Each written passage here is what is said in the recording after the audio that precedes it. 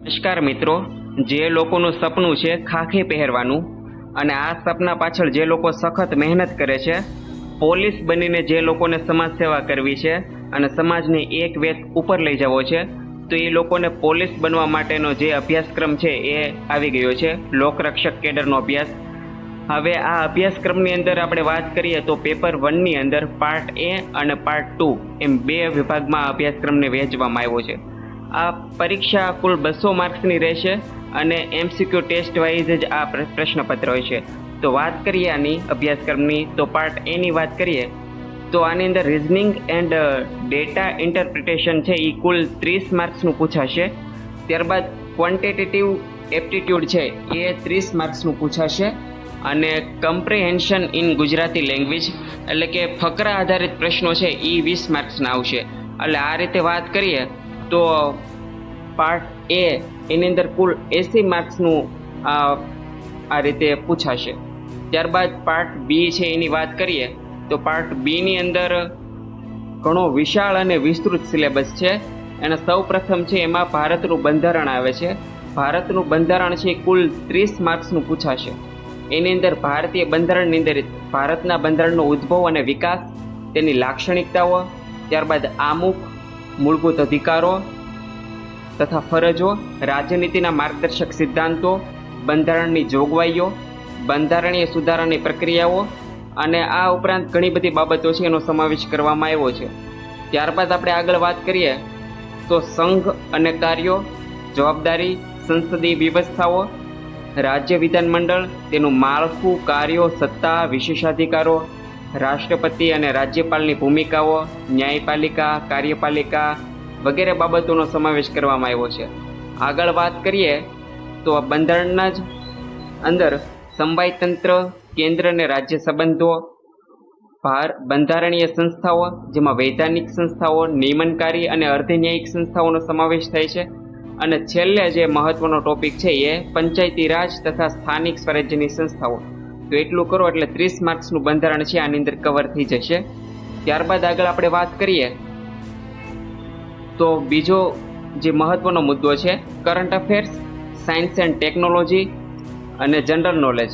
તો આ ખૂબ જ મહત્વનો મુદ્દો છે. કુલ 40 માર્ક્સ છે એ આની અંદરથી પૂછાશે. તેમાં વાત કરીએ કરંટ અફેર્સ તો એ તો આપણને ખ્યાલ છે રોજબરોજના બનાવો છે.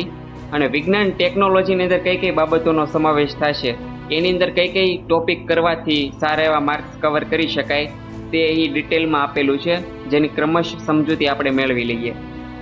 તો ખાસ કરીને જે રોજબરોજની અંદર જે વિજ્ઞાન અને ટેકનોલોજીનો ઉપયોગ થાય છે તે પ્રકારનું સામાન્ય વિજ્ઞાન છે આની અંદર પૂછાતું હોય છે.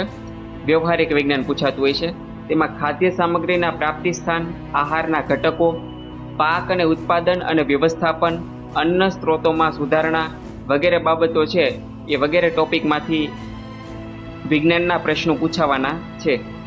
ત્યારબાદ સજીવના લક્ષણો, સજીવોમાં વિવિધતા, પોષણ અને અનુકૂલન, સજીવોના વિવિધ અંગો અને તંત્રો, સજીવોનું સંરક્ષણ વગેરે બાબતોનો સમાવેશ કરવામાં આવ્યો છે.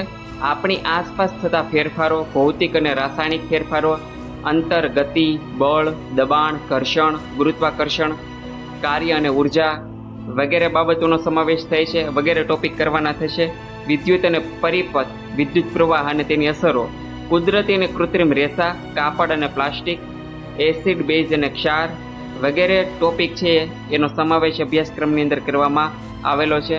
ત્યારબાદ વિજ્ઞાન અને ટેકનોલોજીની અંદર જ આગળ આપણે વાત કરીએ તો ચુંબક, ઉષ્મા, ધ્વનિ, દહન, ધાતુ, અધાતુ, કોલસો, પેટ્રોલિયમ, સૂક્ષ્મજીવો તથા સ્વસ્થ શરીર, રોગ અને તેના કારણો વગેરે બાબતોનો સમાવેશ કરવામાં આવ્યો છે.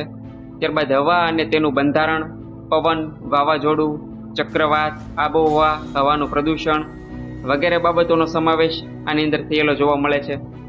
આ ઉપરાંત પણ કેટલીક બાબતો છે એનો સમાવેશ અહીં થયેલો જોવા મળે છે આપણને, જેમ કે કચરાનો સંગ્રહ અને તેનો નિકાલ, પાણી અને તેના પ્રાપ્તિ સ્થાન વગેરે બાબતો છે.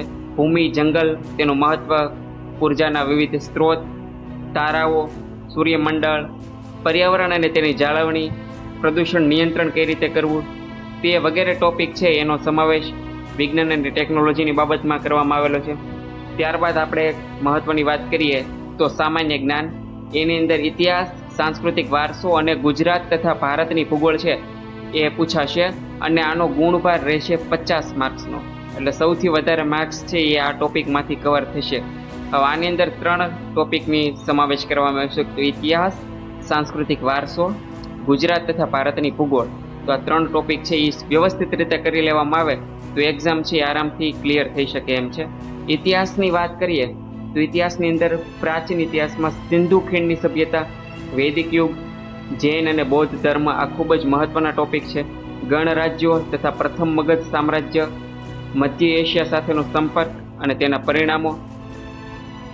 આગળ વાત કરીએ તો વિવિધ જે વંશ થઈ ગયેલા તેનો સમાવેશ છે. હર્યક વંશ છે, કણવ, શક, કુષાણ, સાતવાહન, ગુપ્ત, વિજયનગર સામ્રાજ્ય છે વગેરે વંશોની વાત કરવામાં આવેલી છે.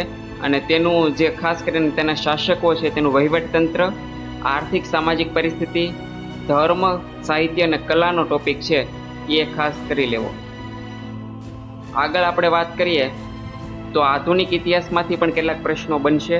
ભારતમાં યુરોપિયન વેપારી કંપનીઓનું આગમન તથા તેના સંઘર્ષો, ભારતમાં કંપનીનું શાસન, 1857નો વિપ્લવ અને એ વિપ્લવ થયા બાદ બ્રિટિશ તાજનું શાસન છે જે થયું હતું એ ટોપિક પૂછાશે, એમાંથી પ્રશ્નો નીકળશે. ભારતની સ્વતંત્રતા માટેની જે વિવિધ ચળવળો થઈ એ પૂછાશે. ત્યારબાદ 19મી તથા 20મી સદીમાં ભારતમાં ધાર્મિક અને સામાજિક જે સુધારણાનો જે શંખનાદ થયેલો એ ટોપિક ખાસ કરી લેવાના રહેશે. ત્યારબાદ ગુજરાતના વિવિધ રાજવંશો, તેના શાસકો, વહીવટકર્તાઓ, આર્થિક સામાજિક પરિસ્થિતિ, ધર્મ, સાહિત્ય, કલા વગેરે કરી લેવાના થશે ટોપિક. આગળ વાત કરીએ સાંસ્કૃતિક વારસો. તો સાંસ્કૃતિક વારસાની અંદર આપણે વાત કરીએ તો ભારત અને ગુજરાતનો સાંસ્કૃતિક વારસો. ભારત અને ગુજરાતનો સાંસ્કૃતિક વારસો એમાં સાહિત્ય, શિલ્પ, સ્થાપત્ય, કળા સ્વરૂપો, નૃત્ય, સંગીત વગેરે બાબતો. આ ઉપરાંત જોઈએ તો લોકજીવનની જે વિવિધ પરંપરાઓ છે તેમાં મેળા, ઉત્સવો, ખાણીપીણી, પોશાક, પરંપરાઓ. અને આ ઉપરાંત ગુજરાતના સંગ્રહ સ્થાનો એમાં પુસ્તકાલયોનો સમાવેશ કરવામાં આવેલો છે. અને સાંસ્કૃતિક ધાર્મિક સાહિત્ય મહત્વ. ગુજરાતી રંગભૂમિ એમાં નાટકો, ગીતો, નાટ્ય મંડળીઓ, આદિવાસીઓના પ્રશ્નો પણ પૂછાય છે, તેના તહેવારો, મેળાઓ, પોશાક, ધાર્મિક વિધિઓ. અને ગુજરાતી સાહિત્ય તેમાં પ્રવાહો, વળાંકો, વિવિધ સાહિત્યકારો, વિવિધ સાહિત્યકારોની રચનાઓ, વિવિધ સાહિત્ય સંસ્થાઓ વગેરે પૂછાશે. અને લાસ્ટમાં છે ગુજરાતના તીર્થ સ્થળો અને પર્યટન સ્થળો. તો આ સાંસ્કૃતિક વારસાની અંદર આ બધા ટોપિક છે એ કરી લેવાના થાય. આગળ વાત કરીએ તો ગુજરાત અને ભારતની ભૂગોળ. તેમાં ખાસ કરીને સામાન્ય ભૂગોળ એમાં સૂર્યમંડળના ભાગરૂપ પૃથ્વી, પૃથ્વીની ગતિ, વિવિધ ગ્રહોનો સમાવેશ થાય, સૂર્યમંડળની અંદર આવી જ જતું હોય છે. ત્યારબાદ વિવિધ પ્રકારની આબોહવા, તેના તત્વો, વિવિધ પરિબળોનો સમાવેશ કરવામાં આવ્યો છે.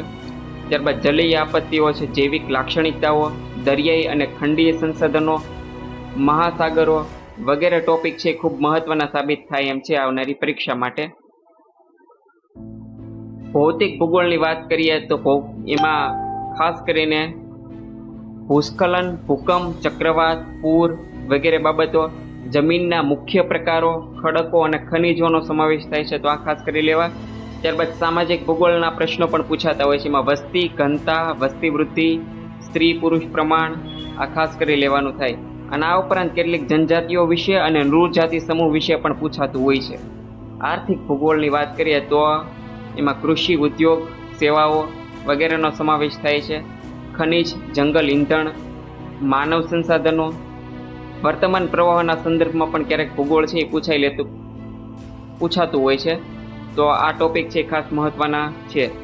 તો સામાન્ય રીતે વાત કરીએ તો આ જે સિલેબસ છે કોન્સ્ટેબલ તરીકે, કોન્સ્ટેબલની જોબ માટે ખૂબ જ વિશાળ અને લેન્ધી કહેવાય. પણ આજના સમયમાં જે કાંઈ કોમ્પિટિશન વધી ગઈ છે, જે આજના સમયમાં સ્પર્ધાત્મક વાતાવરણ સર્જાણું છે, લોકો મન મૂકીને મહેનત કરે છે, તો એના માટે આ પેપરને અઘરું બનાવવા માટે એટલો વિશાળ લેન્ધી સિલેબસ છે એ બનાવવામાં આવ્યો છે. અને જે લોકો દિલ દઈને મહેનત કરશે એ પાસ થશે જો પેપર બરાબર નીકળશે અને પેપર લીક નહીં થાય તો મહેનત કરનારા વિદ્યાર્થીઓ છે એ ખાસ સફળ થઈ જશે અને એ પોતાના મા બાપનું સપનું છે એ પૂરું કરશે. તો જે લોકો દિલથી મહેનત કરે છે, જે લોકો ખરેખર માતા પિતાની પરસેવાની કિંમત સમજે છે, એવા લોકો ખાસ સફળ થાય એવી દિલથી છે ભગવાન પાસે પ્રાર્થના. જો તમને વિડીયો સારો લાગ્યો હોય તો આ વિડીયોને શેર કરો. જે લોકો જે તૈયારી કરતા હોય એ લોકો સુધી આ વિડીયો પહોંચાડો. ખૂબ ખૂબ ધન્યવાદ.